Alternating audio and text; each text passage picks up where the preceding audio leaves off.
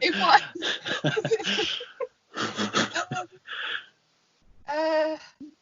Okay. I'll be honest here. I am one of those people who will shout. Yeah, I thought so. Yeah, no, I do. I try not to get too angry, but it just falls out. I can't help it. I've got no filter. And Yeah. like I'm like my wrestling rants. If I've been shot, someone's really annoying me. Yeah, I try not to be rude, but unfortunately, it just happens. It just happens. It's just a thing. Now, I know off air you said you haven't seen much wrestling this week because you've just gone back to your work place anyway this week. So you've probably heard about Seth and Becky. Yes. Yeah. So the I man. was slagging him off the other day. So was I. I spoke they need a holiday. Get them out. Chemistry, yeah, and all the rest of it. Maybe that's why he had that match now. Because I don't know. I wonder if he's going to go off as well. I hope so. I don't know. Or if he's going to stick around and she's going to sit home. Like, kind of ruins her gimmick now, I think, as the man in this situation. Have you seen on the shop already? They've got like. Oh, of course they have. That was just unbelievable. The man at the bar and all that, and I just thought, come on now. That is terrible. No, it doesn't surprise me with that. Do you buy a lot of merch from WWE? No, do you know what? I don't. No. I'm currently sitting in a Matt Riddle top. Oh, I love Matt Riddle. Don't even get me started on Matt Riddle. He's a pretty cool guy. He is one of the most beautiful humans I've ever met in my life. I already expected. I wasn't going to describe him like that, but the first time I ever met him was outside, Progress, the one they did at Wembley. Yeah. And he was outside having a sneaky fag. I say fag, could have been anything that he was having. But he was there, still in his flip-flops, just outside in his jacket and baseball cap. And he was just like, no, anybody else? He's like, he asked me for a lighter, that's what it was. And I don't smoke, but it got us talking. I was like, oh, that's Matt Riddle. And yeah, that was it. But he's like he is in just 24/7. He's so like laid back, chill all the time. I've never known anything like it.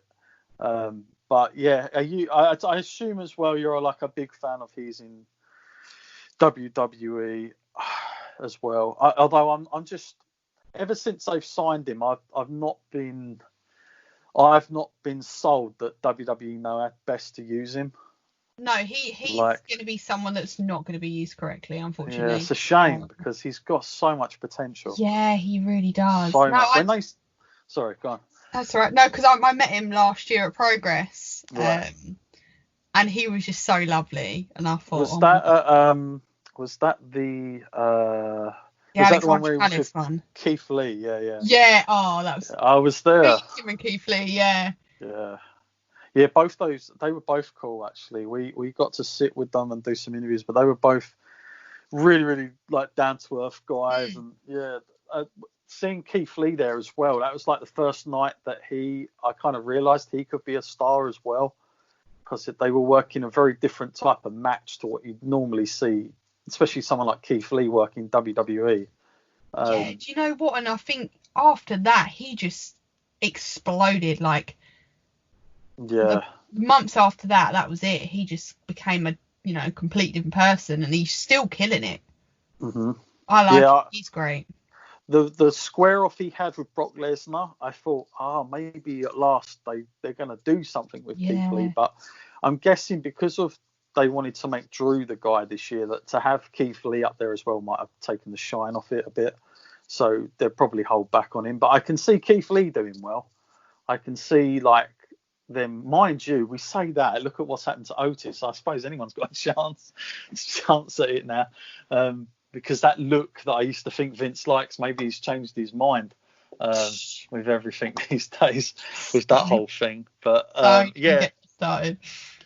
But obviously, going back to Becky, you'll have known as well then that Asuka is obviously the new women's champion. After all that was a weird choice. To go straight with that. Weird thing. Did you see that segment? Have you seen the segment that they did or not? What, on Raw? Yeah. Yeah, I did watch it. Yeah, I've watched it. This weird. I went on Twitter and everyone was saying, like, it's just before I watched it, and everyone was saying that is the most real moment I've ever seen. Oscar was amazing. I watched it and I was like, this is a joke. What is this? I just, there's something I cannot relate with Oscar. I've realised that. I'm one of few, so it is me. I'm the odd one out, but I thought she was really annoying, and the whole jumping on the table thing got on my nerves. Like, yeah, no, I get what you mean. I think I don't know. It started where, like, when it got to the bit where I just thought, oh, come on, get to it. Like, why are you jumping around? Like, chill out. Like, do you know what I mean? I know you're excited, hun, but we're waiting for Becky to actually tell us what the dealio is. Like, and this went, I reckon Becky must have thought the same. Come on, love, get back in here. But it was cute when she went, mother, and she was like, yeah, and then they all started crying. I was like, oh, this is a bit emotion. But I did think, Jesus, all right, like, I think I would ask more questions. Like, if you know what I mean? She opens it and the belt was there, and she goes, oh, it's mine, and then she's like, yeah, just nodding. You'd be like, sorry, did I miss something here? Yeah. Because I'm surprised WWE didn't try and do an angle where we saw Becky out there, and then next thing we see Bobby, and he's proclaiming he's the dad or something. It's gonna happen. It's coming. Like, it's gonna be the situation. You know it. It's gonna be Bobby Lashley. Yeah, it's gonna be Bobby. Lashley's the dad, or is it gonna be Ricochet? Because Ricochet said before that he was also the dad. Yeah, imagine if the hacker thing had have come up when she announced it, and he's like, "No, I've got information. I know who the real dad is." That's what it's been about all this time. But no, the hacker is going to go on and on. You know, that whole thing. It's going to go on forever. But also this week they announced NXT is going to do an In Your House throwback. I think they're clutching at straws again, because that's just a nostalgia thing.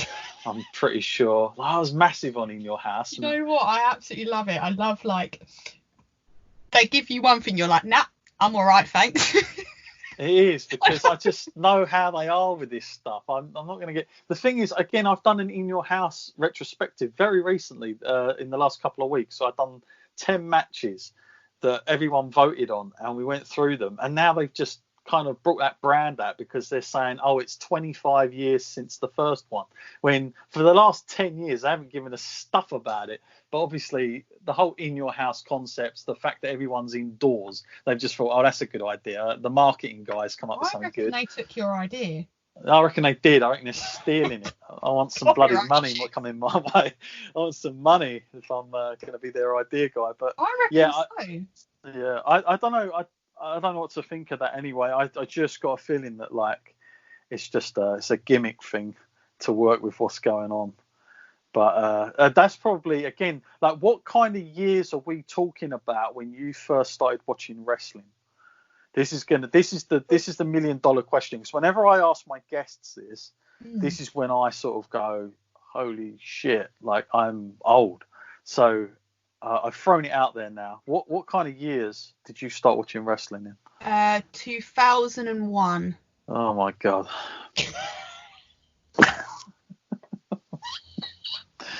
2001 is like Rock and Austin, WrestleMania 17. Damn. That's unbelievable. 2001. I started when I was a young bean. I'd left school in 2000, so, like, the cool thing was, like, at school, I got to say, in the early 90s, wrestling was not popular. I was not a popular kid in school. I was considered, below nerd range. And then I'm still that now, don't worry. As soon as Steve Austin come along, right, the Attitude Era started to kick up. Like, now I'm the cool kid.